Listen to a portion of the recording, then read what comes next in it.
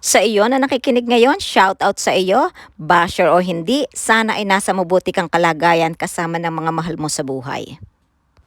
Last week, hinimay natin kung anong ginagawa ng isang kulto. Ngayon, titingnan ulit natin kung ang batas natin channel ay nalilinya na nga ba sa gawain ng kulto. Tingnan natin dito sa topic na diniscuss niya kung tama nga ba ang interpretasyon at paliwanag niya patungkol dito sa fruit of the poisonous tree doctrine. At may ipapaliwanag ako sa inyo mga kabatas natin na legal doctrine. Ito ay yung fruit of the poisonous tree. Titignan natin kung ano yung pinanggalingan nun.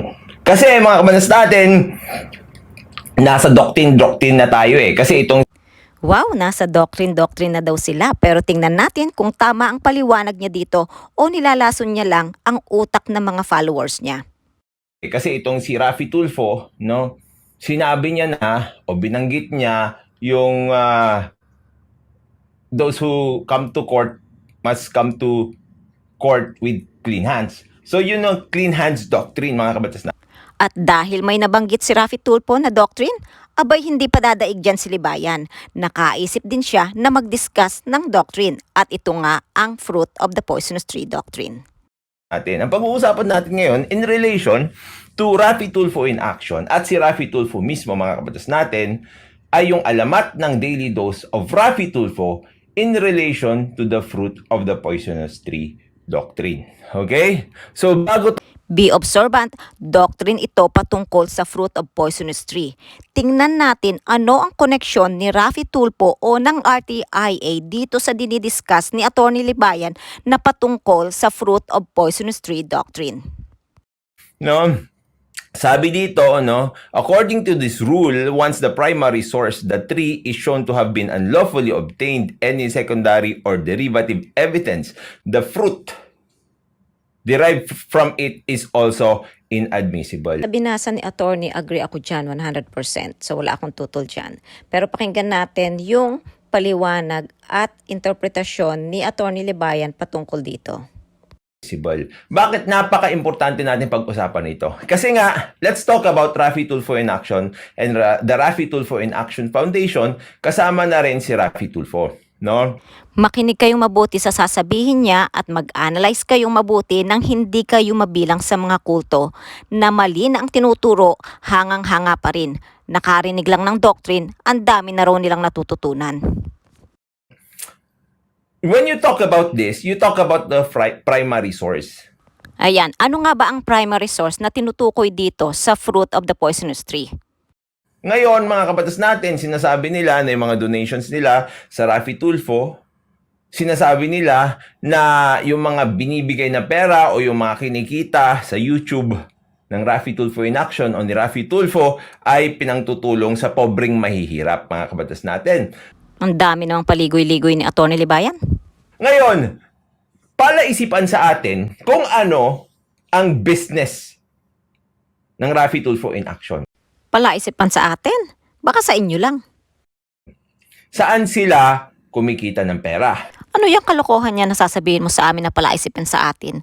Alam namin na kumikita sila sa Google AdSense at part noon napupunta din sa tao. Parang ikaw, alam din namin na bukod sa kinikita mo sa Google AdSense, naglagay ka pa ng membership fee at tumatanggap ka pa ng donasyon. Pero baka biglahat sa iyo. Hindi ba't ganyan ang kulto? Anyway, anong connection ng kita ng Rafi Tulfo in Action dito sa fruit of poisonous tree doctrine? Di ba mga kabatas natin? Ngayon, we can consider Rafi Tulfo in Action as the tree. Rafi Tulfo as the tree? Anyway, let's continue. Di ba? Kasi yun nga yung kumukuha ng pera. Tama naman yung binasa ni attorney patungkol dito sa doctrine na ito, pero yung interpretasyon niya mali doon pa lang sa tree. Pero sige, ipagpatuloy natin. We can consider Rafi Tulfo in Action as the tree. Di ba? At inulit pa talaga. Kasi yun nga yung kumukuha ng pera. According nga doon sa mga sabi-sabi, di ba? Bilyon. Nag-explain pa si Rafi Tulfo dyan. Pero dininay niya naman na bilyon yung nakukuha niya. Pero he did not deny na may nakukuhang pera. So, let's consider that as the 3.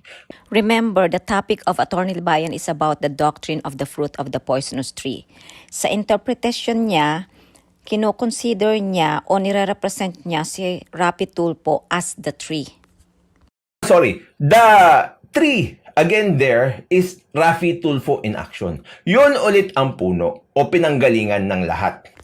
Kultong-kulto kung magpaliwanag, parang convincing, pero pag tiningnan mo yung definition at sa pinapaliwanag niya, malayong malayo. Mga kabatas natin, simple lang.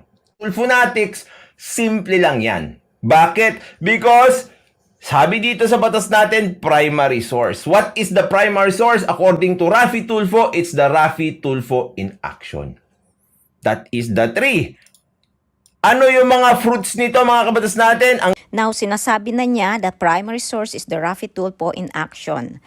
I want you to remember those keywords, poisonous tree and fruits. Okay, let's continue the video. According to Rafi Tulfo, it's the Rafi Tulfo in action. That is the 3. Ano yung mga fruits nito, mga kabatas natin? Ang fruits nito, pera.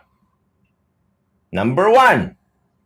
Ang fruits nito, kasikatan. Number 2, ang isa pa sa mga fruits nito, mga kabatas natin, number 3, yung naluklok sila sa mga government agencies. Or sorry, hindi lang government agencies, mga kabatas Mali na nga, ang gulo-gulo pang magpaliwanag. natin. Naluklok sila sa mga political positions.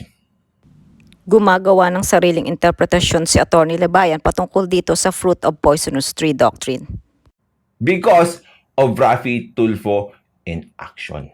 Ngayon, mga kabatas natin, the question is, can you consider Rafi Tulfo in action as a poisonous tree? In this video, itinuturo ni Attorney Libayan ang doctrine of the fruit of the poisonous tree. First, kinonsider niya that the RTIA as the primary source. Then he asked the kabatas, can you consider RTIA as a poisonous tree? Then sinabi niya na ang naging bunga ng poisonous tree, una, pera, pangalawa, kasikatan, at yung pangatlo, political positions. Okay, ituloy natin. In a little while, you will see that Attorney Libayan interpreted this doctrine wrong. Napunta tayo doon sa generic sense nito, kung saan nanggaling o yung etymology, mga kabatas natin, yung history nitong fruit of the poisonous tree doctrine na ito. Nandito ito doon sa website ng Cornell Law School. Sabi niya ganyan, ito ay isang metaphor. Okay? Yes, the phrase fruit of poisonous tree is a metaphor. Now, I'm going to give you some of the examples of metaphor. Another example of a metaphor is a heart of a stone. Kapag sinabi kong Attorney Libayan has a heart of a stone, ibig sabihin it is a sign that he is not warm, loving, or compassionate. Another example, the tears were a river. Ibig sabihin, everyone cries occasionally and sometimes the tears are heavier than others.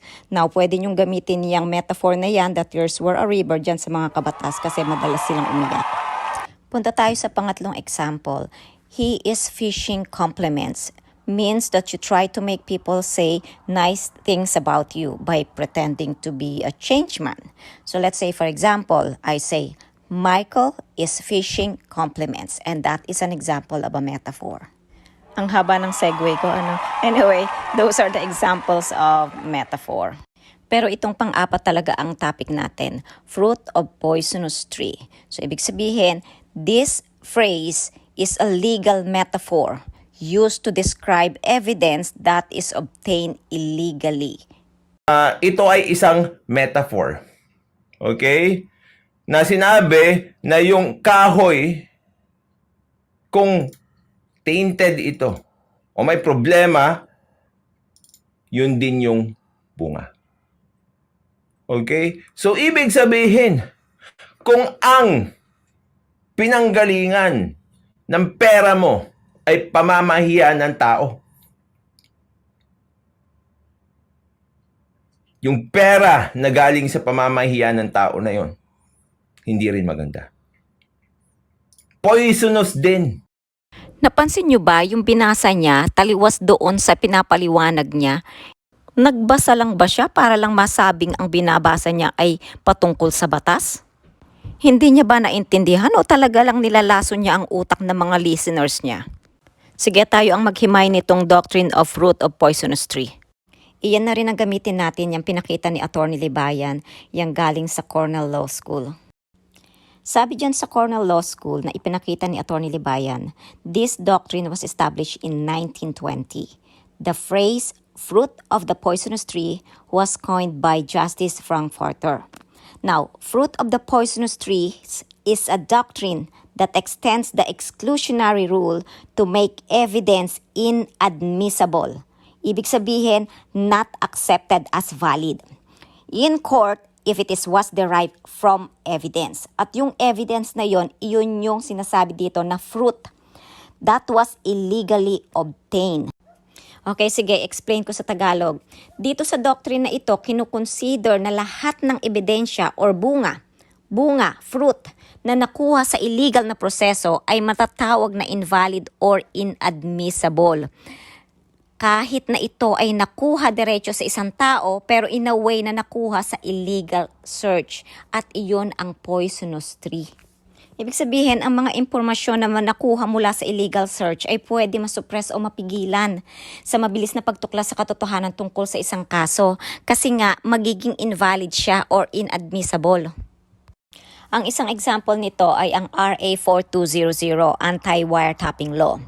Napagkasunduan sa Philippine law at jurisprudence ang mga reasons kung bakit nagiging illegal ang isang conversation, kung sinadyang i-record ito ng palihim at walang consent. Ayon sa batas, hindi maaaring maggamit sa anumang paglilitis ang mga impormasyon na nakalap sa maling paraan o proseso at mananatiling invalid ito sa korte. The question is wiretapping can be admissible to the court in other way? The answer is yes, with valid court order. Pero kung walang valid court order, any communication obtained through wiretapping cannot be used as evidence sa mga paglilitis o investigasyon. So ngayon, balikan niyo ulit ang paliwanag ni attorney at basahin niyo ulit ang isinare ni attorney sa Cornell Law School and check kung tama ba ang mga paliwanag at pinagsasabi niya patungkol dito sa Doctrine of Fruit of Poisonous Tree. May pasabi-sabi pa siya na doctrine na tayo na para bang ina-upgrade niya ang kaalaman niyo. Pero mali na naman ang itinuro. Sabi ko nga sa inyo, nagsosorry ako pag mali ako. To be I need also to be a good example. Parang ang bait-bait ni Libayan, may pasabi-sabi pa na I need to be a good example. At nagsosorry daw siya pag mali siya. Good example ka, di ba Libayan? Asan na ang sorry mo? Sabihin niyo kung saan ako nagkamali. Age of sexual consent and fruit of poisonous tree. Dalawa pa lang yan, marami pa. Sa bagay, hindi mo gagawin ng magsorry kasi ang leader ng kulto kailangan panatilihing tama ang community nila. Kaya nga ang sinasabi mo paulit-ulit sa mga followers mo, matulog ng mahimbing dahil ang natutulog ng mahimbing palaging panalo. Para pag natalo ka, nakondisyon mo na ang utak nila na panalo pa rin ang community mo. Puro lies ang lumalabas sa bibig ng isang leader ng kulto, katulad ng paglalagay ng membership fee na ang pangako para sa editors at webmasters, pero ayaw at wala pala siyang editor. May evidence ba ako dyan? Sa susunod na yan. For now, enjoy life at huwag maging biktima ng kulto. Bye!